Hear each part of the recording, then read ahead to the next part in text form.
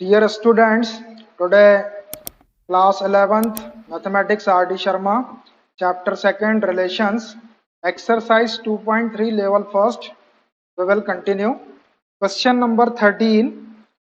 Let R be a relation from n to n defined by R is the set of all ordered pair A comma B such that A comma B belongs to n and A is equal to B square. Are the following statements true? देखिए एक relation are है जो natural number के एक set से natural number के दूसरे set के ऊपर डिफाइंड है N to N N natural number को रिप्रेजेंट कर रहा है और किस टाइप से डिफाइंड है कि आर एक सेट है ordered pair A comma B का सच दैट कि ए एंड बी दोनों नेचुरल नंबर है and A is equal to B square. तो हमको ये चेक करना है कि ये जो तीन स्टेटमेंट गिवन है ये ट्रू है या फॉल्स। इसके लिए पहले मैं आर रिलेशन लिख लेता हूँ। R is the relation a comma b such that a comma b belongs to n and a is equal to b square। ये रिलेशन डिफाइन करके दिया है n क्रॉस n के ऊपर नेचुरल नंबर का सेट। अब बहुत सारे एलिमेंट होंगे n के अंदर 1 2 3 4 5 6। तो जब नंबर आप एलिमेंट ज़्यादा रहते हैं तो हम एग्जाम्पल नहीं लेंगे 1 2 3 4 5 ऐसा, हम डायरेक्ट ये कंडीशन को ही चेक करेंगे कि a comma a belongs to r for all a belongs to n है या नहीं है, a comma b belongs to r है तो b कॉमा a r से बिलोंग कर रहा है कि नहीं कर रहा है, और थर्ड वाला a comma b belongs to r है, b comma c belongs to r है, then a comma c belongs to r है। किंतु ये जो a b c है ये सब नेचुरल नंबर ही होंगे। तो इसका first part a comma a belongs to r for all a belongs to natural number.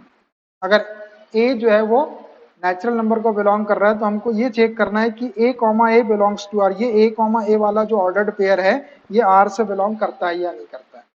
तो इसको चेक करने के लिए हम क्या करेंगे कि जो रिलेशन की डेफिनेशन हमको दी हुई है कि a comma b belongs to r है then a is equal to B square है, इसी की हेल्प से हम इसको चेक करेंगे कि a कॉमा a r से बिलोंग करता है या नहीं करता है। तो a comma b belongs to r then a is equal to B square. ये गिवन है हमको कि अगर a कॉमा b r से बिलोंग कर रहा है तो a is equal to B square. अब हमको a comma a belongs to r को चेक करना है। तो a के प्लेस पे तो a है यहाँ पर, लेकिन b के प्लेस पे भी a है। जो हमको चेक करना है उसमें b के प्लेस पे भी a है, मतलब ये दोनों नेचुरल नंबर सेम है। तो यहाँ से ये जो b है इसको मैं a के थ्रू रिप्लेस कर देता हूँ। तो replace b by a, b को a से रिप्लेस कर देंगे अगर हम यहाँ पर तो ये क्या हो जाएगा, ये हो जाएगा a is equal to A square. ये वाले b को मैंने क्या किया, a से रिप्लेस कर दिया, रिप्लेस b बाय a। तो ये b स्क्वायर था तो a स्क्वायर हो गया। अब अपने पास में कंडीशन क्या आ गई कि a is equal to A square. क्या a स्क्वायर के इक्वल होता है जहां a नेचुरल नंबर है? अगर a को अपन 1 ले लें तो 1 इज इक्वल टू 1 का स्क्वायर करेंगे तो इक्वल आ जाएगा 1 इज इक्वल टू 1। लेकिन अगर अपन a को 2 ले ले तो 2 का स्क्वायर 4 हो जाएगा, तो 2 4 के इक्वल नहीं होता है। ऐसे ही अगर अपन a को 3 ले ले तो 3 का स्क्वायर 9 के इक्वल नहीं होता है। तो ये किसी भी नेचुरल नंबर के लिए ट्रू नहीं होगा 1 को छोड़ के। अब जैसे कोई चीज अगर ट्रू रहती है तो वो सब जगह ट्रू रहना चाहिए, ये सिर्फ एक ही जगह ट्रू है कि a को अगर अपन 1 लेंगे तो 1 और 1 का स्क्वायर इक्वल होगा, बाकी किसी भी नंबर के लिए, किसी भी नेचुरल नंबर के लिए कंडीशन इक्वल नहीं होगी। अब ये कंडीशन अगर a is equal to A square सही नहीं है तो इसका मतलब ये है कि then a comma a does not belong to r। a comma a जो है वो r से बिलोंग नहीं करेगा। जब ये r से बिलोंग नहीं करेगा तो ये जो स्टेटमेंट गिवन था हमको ये स्टेटमेंट फॉल्स हो जाएगा। Hence the given statement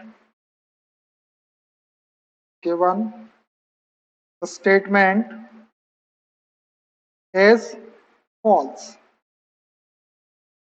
second part a comma b belongs to R, then b comma a belongs to R. हमको ये स्टेटमेंट चेक करना है कि अगर a comma b R से बिलोंग कर रहा है तो b comma a भी R से बिलोंग कर रहा है। b comma a का मतलब इन्हें एलिमेंट को यहाँ पे रिवर्स कर दिया, फर्स्ट एलिमेंट को सेकंड के प्लेस पे कर दिया और सेकंड को फर्स्ट के प्लेस पे कर दिया। अब इसको चेक करने के लिए फिर से हम इसकी डेफिनेशन ले लेते हैं, क्या कि a comma B belongs to अगर r है तो a is equal to B square, इसी की हेल्प से हम इसको भी चेक करेंगे। तो a comma B belongs to r, then a is equal to B square, ये डेफिनेशन हमको गिवन है। तो विच एम्प्लाइज अंडर रूट ले लो दोनों साइड का, तो बी स्क्वायर का under root B is equal to under root A, ऐसा आ गया। अब अगर ये b is equal to under root A आ गया हमारे पास में, अगर हम इसको b comma A belongs to r लिखना चाहते हैं तो इसका मतलब क्या होगा कि जो फर्स्ट एलिमेंट है b वो सेकंड एलिमेंट के स्क्वायर के इक्वल होना चाहिए, b is equal to A square आना था, तो b comma A belongs to r हो जाता, लेकिन ये क्या आ रहा है, b is equal to under root A आ रहा है। इसका मतलब ये है कि b comma A does not belong to r। इसके r से बिलोंग करने के लिए क्या होना चाहिए था, पहला वाला एलिमेंट इज इक्वल टू दूसरे का स्क्वायर, मतलब b is equal to A square आना था।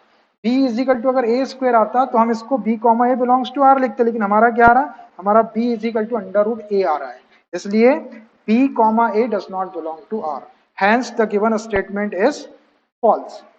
हैंस द गिवन स्टेटमेंट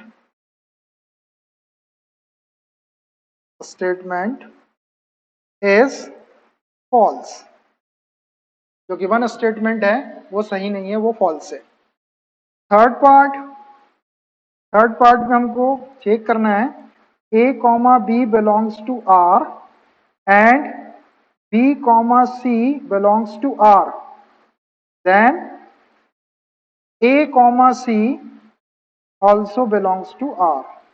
ये हमको चेक करना है कि अगर a comma B belongs to r है, b comma C belongs to r है, तो इसका पहला एलिमेंट और इसका आखिरी element a comma C belongs to r होना चाहिए। a comma C belongs to r होने का मतलब क्या चेक करना हमको कि a is equal to C square आना चाहिए। अगर a is equal to C square आ गया तो प्रूफ हो जाएगा कि a comma C belongs to r। तो इसके लिए भी हम क्या करते हैं कि जो गिवन कंडीशन है उसी को ले लेते हैं। कंडीशन क्या है हमारी कि a comma B belongs to r है, then a is equal to B square. इसको एक इक्वेशन दे दो, ये first.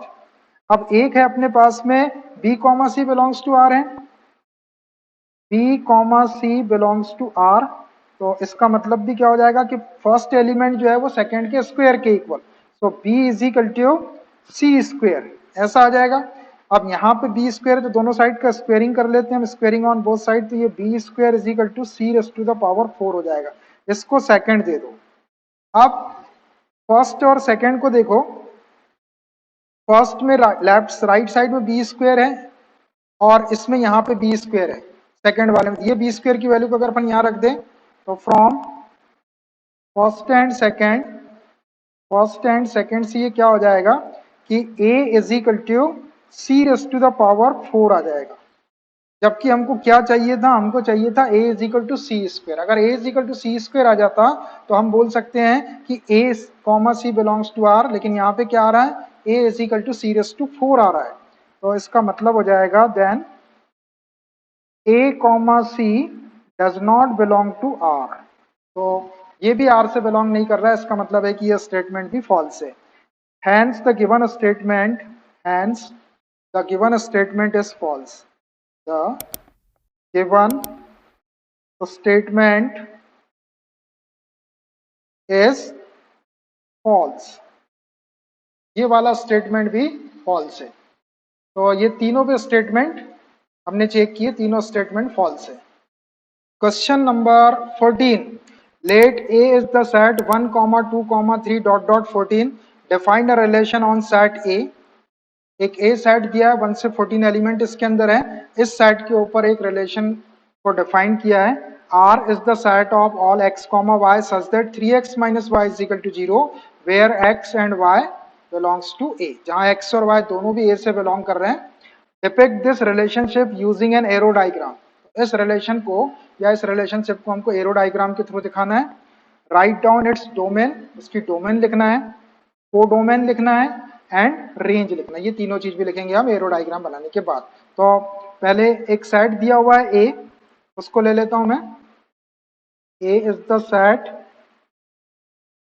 1, 2, 3 dot dot dot 14 element है।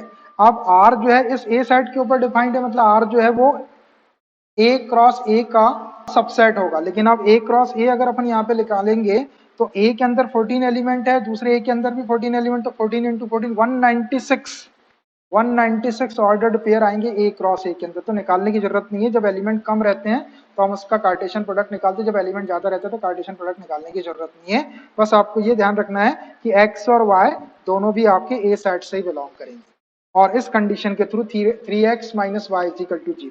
तो आर रिलेशन क्या गिवन है, R is the relation x comma y such that 3x minus y is equal to 0 where x comma y belongs to a। दोनों भी आपके a से ही belong करेंगे। इसको थोड़ा सा सिंपल करके लिख लेते हैं हम।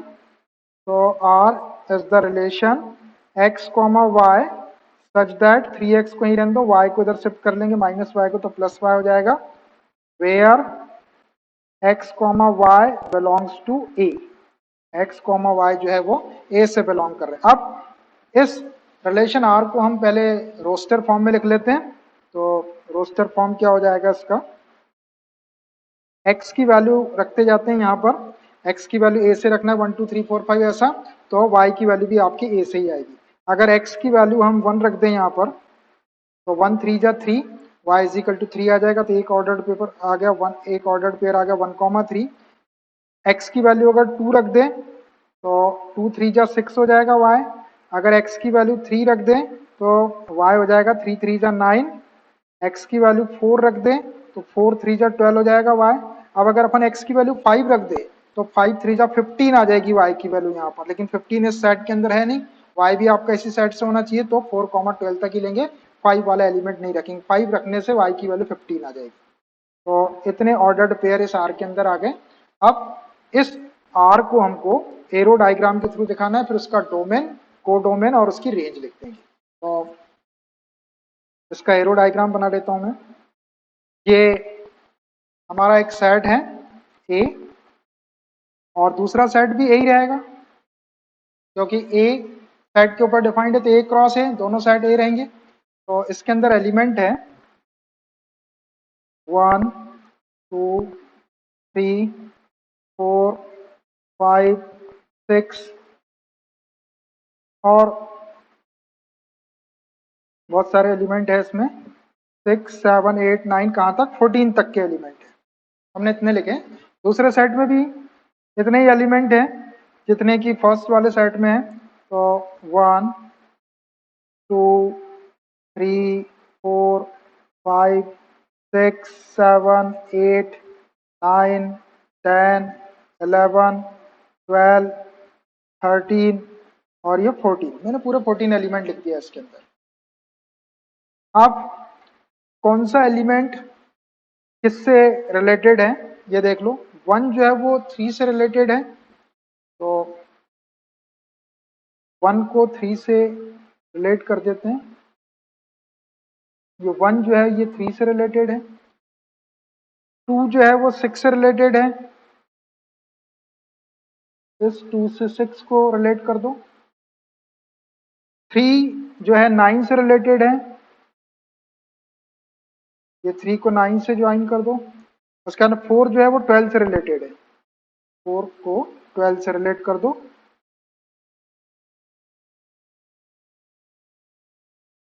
बस इतने एलिमेंट इससे रिलेटेड है। ये एरो डायग्राम है आपका, एरो डायग्राम, ये एरो डायग्राम है, ठीक है, एरो डायग्राम है। अब हमको क्या करना है, इसका डोमेन लिखना है। Write down its domain. तो डोमेन ऑफ आर क्या होता है, डोमेन ऑफ आर, जितने भी ऑर्डर्ड पेयर अपने पास में है उसका फर्स्ट एलिमेंट, तो 1 2 3 और 4, यहां से भी देख सकते हैं जितने एलिमेंट 1 2 3 और ये 4, ये चार ही एलिमेंट रिलेटेड है। या यहां से देख लो 1 2 3 4, 1 2 3 4, ये हो गया डोमेन ऑफ आर। उसके बाद it's codomain of R, codomain of R. तो कोडोमेन ऑफ आर क्या होता है कि ये जो सेकंड सेट होता है ए क्रॉस ए, ये जो सेकंड नंबर का सेट है, सेकंड नंबर का सेट भी है, तो ये पूरा का पूरा जो सेट होता है ये कोडोमेन होता है। सेकंड वाला सेट पूरा का पूरा कोडोमेन होता है। तो सेकंड सेट पूरा लिख दो, 1 2 3 डॉट डॉट 14 तक। इसको आप ए भी बोल सकते हैं, ये आपका ए भी हो सकता है। इसको, ये वाला सेट आपका ए के इक्वल ही है, इसको आप ए भी बोल सकते हैं, ए भी बोल सकते हैं। कोडोमेन पूरा का पूरा जो सेकंड सेट है वो कोडोमेन है। और उसके बाद में range, and range of R, range of R, जो ऑर्डर्ड पेयर अपने पास में उसका सेकंड एलिमेंट 3 6 9 12, या यहां से देख लो 1 3 के साथ में मैप हो रहा है, 2 की मैपिंग 2 जो है 4 के साथ रिलेट है, 3 जो है 9 के साथ है और 4 जो है वो 12 के साथ है। तो जो जो एलिमेंट रिलेटेड है वही वाले एलिमेंट आपके सेकंड सेट में से या ऑर्डर्ड पेयर का सेकंड एलिमेंट बोल सकते हैं आप रेंज के अंदर। तो ये 3 6 9 12, ये इसकी रेंज हो गई, ये इसके आंसर्स हो गए। ऐसे हम डोमेन कोडोमेन और उसकी रेंज लिख सकते हैं। Question number 15, define a relation R on set N of natural number. एक रिलेशन आर को नेचुरल नंबर के सेट के ऊपर डिफाइन किया, मतलब दोनों साइड आपके एन रहेंगे, एन क्रॉस एन का सबसेट रहेगा ये R. By R is the set of all ordered pair X comma Y such that Y is equal to X plus 5। X is a natural number less than 4, X जो है वो 4 से less natural number है, मतलब 1 2 3 ले सकते हैं हम X. And X comma Y belongs to N, और एक्स कॉमा वाई जो है ये दोनों भी नेचुरल नंबर को बिलोंग करे। Depict this relationship using roster form, इसका रोस्टर फॉर्म लिखना हमको, एन एरो डायग्राम बनाना है जैसा अभी बनाए थे पिछले क्वेश्चन में। Write down the domain and range of R, तो और आर की डोमेन और रेंज भी लिखना है। तो सबसे पहले जो आर है अपना वो ले लेते हैं। R is the set of all X comma Y such that y is equal to x plus 5, where x is a natural number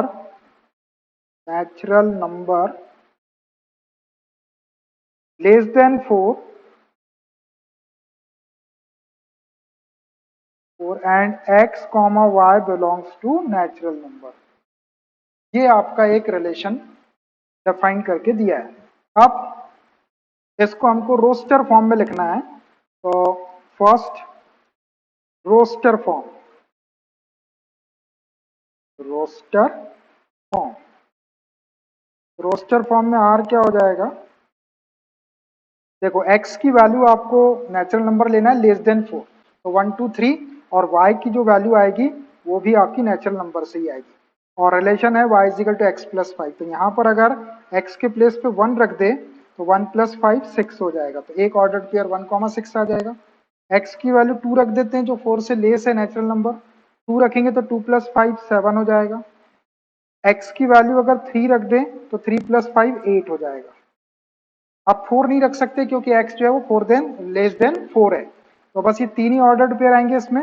ये रोस्टर फॉर्म हो गया इस आर का। अब सेकंड है इसका इसका एरो डायग्राम, तो इसी का एरो डायग्राम बना देते हैं। Second arrow diagram, arrow diagram में ये एक नेचुरल नंबर का सेट और दूसरा भी नेचुरल नंबर का सेट, इसको n बोल दिए हमने और ये भी n है। नेचुरल नंबर 1 2 3 4 5 6 7 8 और ये डॉट डॉट ढेर सारे नंबर आएंगे इसमें। दूसरा वाला भी नेचुरल नंबर का है, इसमें भी ढेर ढेर सारे एलिमेंट आएंगे 1 2 3 4 5 6 7 8 और ज्यादा आएंगे 9 10 11 12 डॉट डॉट लगा दिया मैंने। इतने से काम हो जाएगा अपना। अब देखिए 1 जो है वो 6 के साथ में रिलेटेड है, तो 1,6 है एक, तो 1 को 6 से रिलेट कर दो, ये एक एलिमेंट आपका रिलेटेड हो गया 1 6 से। फिर दूसरा है 2 to 7, 2 7 है तो 2 को 7 से रिलेट कर दो, ये है 2 to 7। उसके बाद 3 जो है वो 8 से रिलेटेड है, तो इस 3 को 8 से रिलेट कर दो, ये 3 को 8 से रिलेटेड कर दिया हमने। तो यही आपका एरो डायग्राम है ना। अब ये एरो डायग्राम बन गया, 1 6 से रिलेटेड हो गया, 2 7 से रिलेट कर दी और 3 को 8 से रिलेट कर दिया। ये भी नेचुरल नंबर का सेट है, ये भी नेचुरल नंबर का सेट है, ये एरो डायग्राम को शो कर रहा है। अब right down the domain and range, तो इसका डोमेन लिख देते हैं, डोमेन ऑफ आर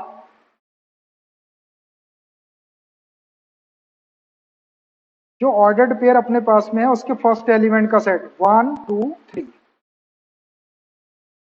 1 2, ये डोमेन हो गया रिलेशन का। दूसरा range, and range of R जो ऑर्डर्ड पेयर है उसके सेकंड एलिमेंट 6 7 8, 6 7 8। बस यहां से भी देख सकते हैं आप, ये 1 6 2 3 7 और 3 8, ये वाले जो तीन एलिमेंट है ये तीन एलिमेंट से रिलेटेड है, ये रेंज आ गए और ये वाले तीन एलिमेंट आपके डोमेन आ गए। Question number 16, A is the set 1, 2, 3, 5 and B is the set 4, 6, 9. Define the relation R from A to B. एक रिलेशन R को A to B डिफाइन किया गया, ये सेट है और ये B सेट है। By R is the set of all ordered pair X, Y such that the difference between X and Y is odd, where X belongs to A and Y belongs to B. तो write R in roster form, तो R को हमको roster form में लिखना है। देखिए दो set दिए हुए हैं A और B, इसके ऊपर रिलेशन को डिफाइन किया हुआ है, तो रिलेशन आर जो है वो ए क्रॉस बी का सबसेट होगा, तो पहले हम ए क्रॉस बी लिख लेते हैं। तो ए सेट हमारे पास में है 1 2 3 5 एंड बी सेट है 4 6 9। अब देखो इसमें चार एलिमेंट, इसमें तीन, तो 4 3 12 ऑर्डर्ड पेयर आएंगे, तो हम ए क्रॉस बी निकाल लेते हैं। ए क्रॉस बी, ए सेट लिखा मैंने 1 2 3 5 क्रॉस बी वाला सेट 4 6 9। अब ये कार्टेशियन प्रोडक्ट है, तो ऑर्डर्ड पेयर आएंगे सेट ऑफ, अब ऑर्डर्ड पेयर का फर्स्ट एलिमेंट जो रहेगा वो फर्स्ट सेट से रहेगा और सेकंड एलिमेंट सेकंड सेट से रहेगा।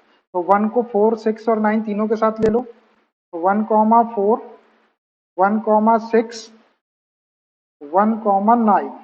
अब ऐसे ही इस 2 को तीनों के साथ ले लो, तो 2 4 2 6 2 9।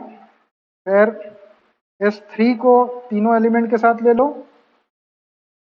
तो 3 4 3 6 3 9। उसके बाद लास्ट एलिमेंट इस 5 को भी तीनों एलिमेंट के साथ ले लो, तो 5 4 5 6 एंड लास्ट 5 9। सारे एलिमेंट आ गए, ये 4 3 12 होना चाहिए, 1 2 3 4 5 6 7 8 9 10 11 12, 12 ऑर्डर्ड पेयर आ गए। अब R जो है, R इज द रिलेशन, कैसा दिया है, X, Y such that the difference between X and Y is odd,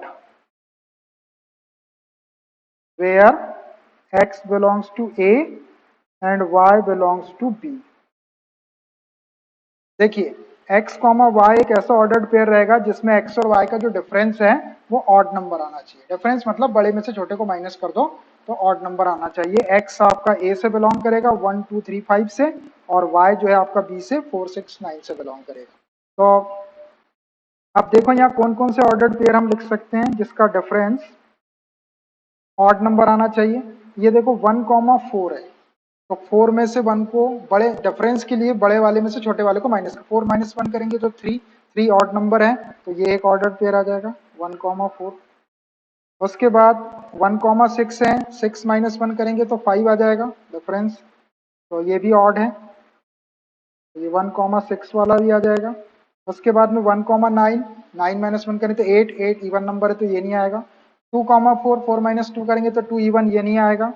फिर 2,6 डिफरेंस 4 आएगा, ये भी नहीं आएगा। 2,9, 9 माइनस 2 7, तो ये वाला आ जाएगा 2,9, रेफरेंस इसका ऑड है। उसके बाद 3,4, 4 माइनस 3 करेंगे तो 1, 1 ऑड नंबर है तो 3,4 भी आ जाएगा। उसके बाद 3,6, 6 माइनस 3 करेंगे तो 3 ऑड नंबर है तो ये भी आ जाएगा आपका 3,6। उसके बाद 3,9, 9 माइनस 3 करेंगे तो 6 इवन नंबर आएगा तो ये नहीं आएगा। 5,4, 5 माइनस 4 करेंगे तो 1 आ जाएगा, ऑड नंबर है तो ये 5,4 आ जाएगा। उसके बाद 5,6, 6 माइनस 5 करें तो 1 ऑड नंबर है तो 5,6 भी आ जाएगा। उसके बाद लास्ट वाला 5,9, 9 माइनस 5 करेंगे तो 4 आएगा जो इवन नंबर है। तो बस इतने ऑर्डर्ड पेयर इसके अंदर आएंगे आर के अंदर, और यही इसका रोस्टर फॉर्म हो गया, इसी को हम आंसर बोल सकते हैं। तो ये हमारा आर का रोस्टर फॉर्म आ गया 1,4, 1,6, 2,9, 3,4, 6, 5,4 और 5,6। इसमें आप देख लो जो डिफरेंस है वो एक ऑड नंबर है। Question number 17, write the relation R is the set of all x comma x cube such that x is the prime number less than 10 in roster form। Roster form में इस relation को लिखना है x comma X cube, और x जो है वो prime number है लेस देन 10, तो आसानी से लिख सकते हैं हम इसको। तो ये क्या हो जाएगा, r is the set of all x comma x cube such that x is a prime number less than 10। तो x की वैल्यू क्या क्या हो सकती है, यहाँ पर प्राइम नंबर लेस देन 10 होना चाहिए, तो 2 हो जाएगा एक प्राइम नंबर जो लेस देन 10 है, 3 भी प्राइम नंबर है लेस देन 10 है, 5 भी प्राइम नंबर है लेस देन 10 है, और 7 ये भी प्राइम नंबर है और लेस देन 7, लेस देन 10 है। अब इसके बाद में फिर 11 आएगा तो 10 से बड़ा हो जाएगा, तो इतने प्राइम नंबर आएंगे। अब इस ऑर्डर्ड पेयर के अंदर x के प्लेस पे 2, 3, 5, 7 रख देते हैं और x क्यूब निकाल लेते हैं। तो अगर x के प्लेस पे 2 रखें तो 2 क्यूब, 2 टू जा 4 टू जा 8, 2,8 हो जाएगा। अगर 3 रखें तो 3, 3 3 जा 9, 3 जा 27। अगर 5 रखें x के प्लेस पे तो 5, 5 5 जा 25, 5 जा 125, और एक ऑर्डर पेयर और आएगा। 7 रखें x के प्लेस पे, 7 7 जा 49, 49 7 जा 343। बस ये 4 ऑर्डर्ड पेयर आएंगे इसके अंदर, जो x कॉमा एक्स क्यूब से बिलोंग कर रहा है, वेयर x जो है वो एक प्राइम नंबर है लेस देन 10।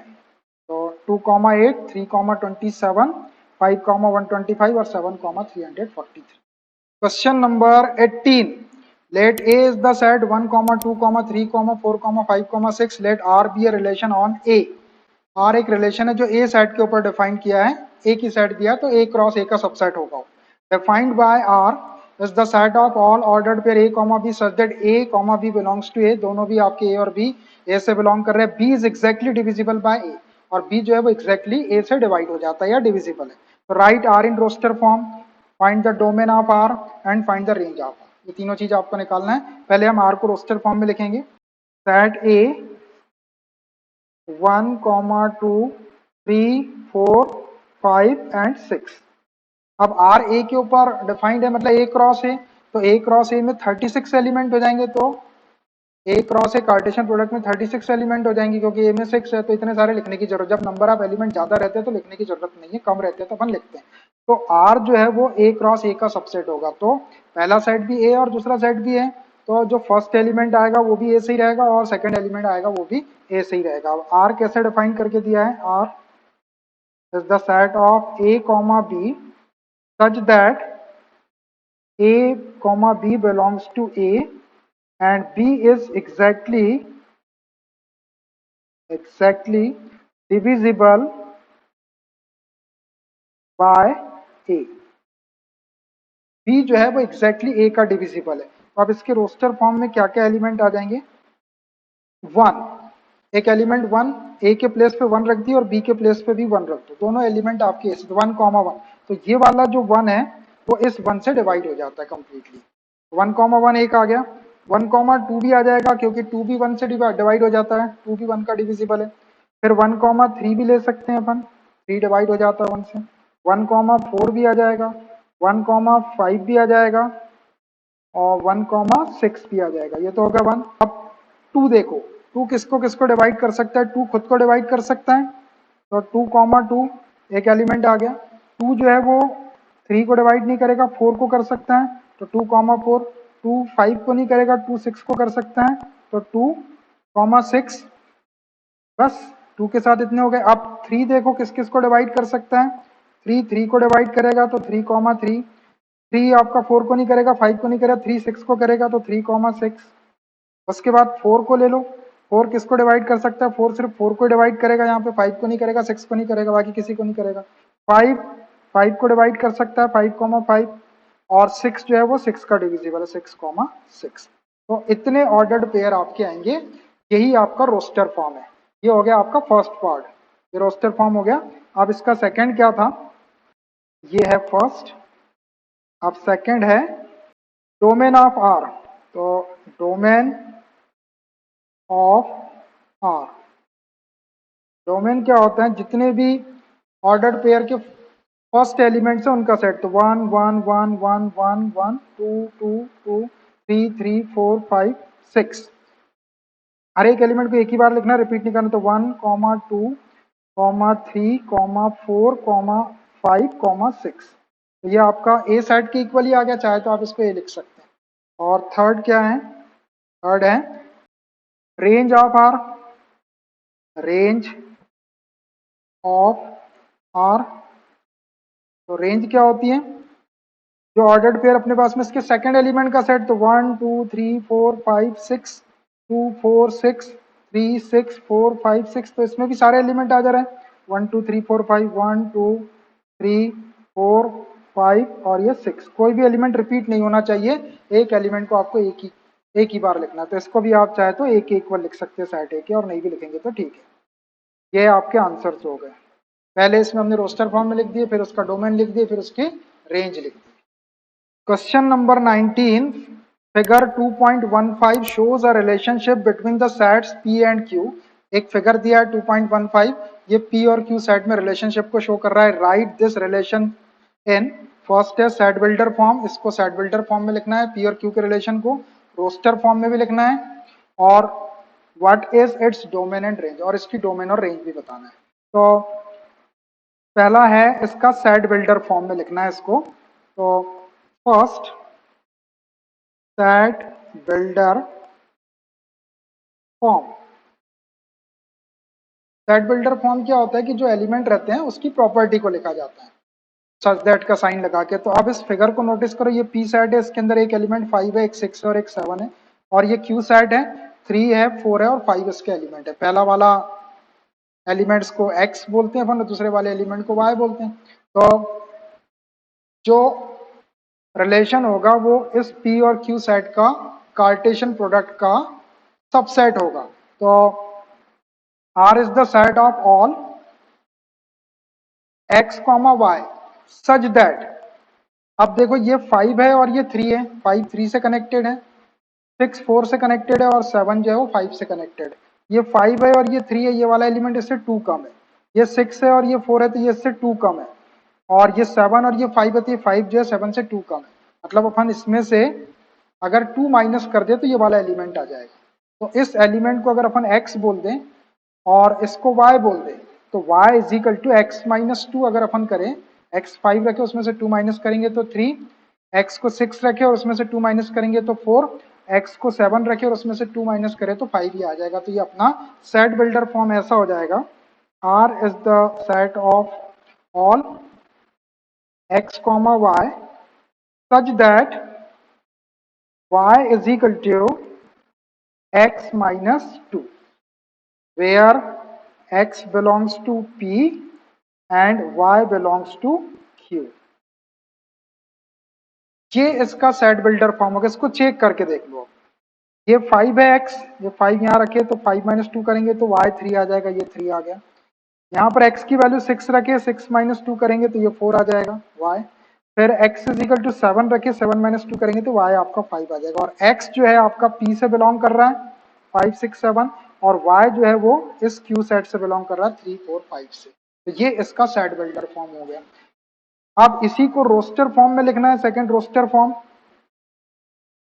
तो रोस्टर फॉर्म, रोस्टर फॉर्म में आर ऑर्डर्ड पेयर के फॉर्म में लिख देते हैं इसको।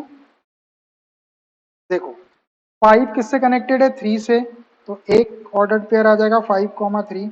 अब ऑर्डर्ड पेयर का फर्स्ट एलिमेंट जो है वो फर्स्ट साइड से रहता है और सेकंड एलिमेंट सेकंड साइड से रहता है। तो 5 आपका फर्स्ट साइड से है और 3 आपका सेकंड साइड से। दूसरा 6 जो है वो 4 से कनेक्टेड है, तो 6, 4। 6 आपका P से है और 4 आपका Q से है। और लास्ट 7, 5, 7, 5। 7 जो है वो आपका P से है और 5 जो है वो Q से। बस ये 3 ऑर्डर्ड पेयर आएंगे इसमें। ये रोस्टर फॉर्म हो गया।